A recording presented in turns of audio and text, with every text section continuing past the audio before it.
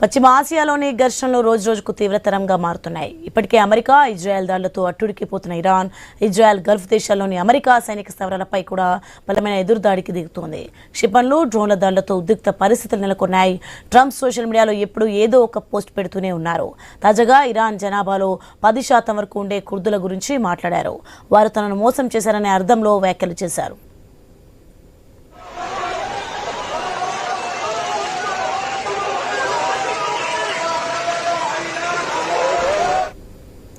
Iran ఆందోళనకారులకు ఆయుధాలు ఇచ్చేందుకు America యత్నించిందని Trump తెలిపారు. ఈ విషయాన్ని ఓ అమెరికా మీడియా ఛానల్కు వెల్లడించారు.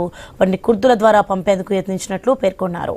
అయితే ఆ ఆయుధాలు వారికి చేరలేదని, కుర్దులే ఉంచుకున్నారని ట్రంప్ స్పష్టం చేశారు.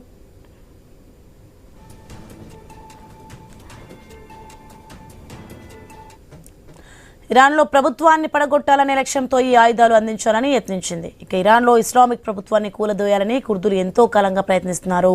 పరాక్రమవంతులుగా వీరికి పేరుంది. సిరియాలో ISISకు వ్యతిరేకంగా పోరాడేందుకు అమెరికా సైన్యమే కుర్దులకు శిక్షణ ఇచ్చింది.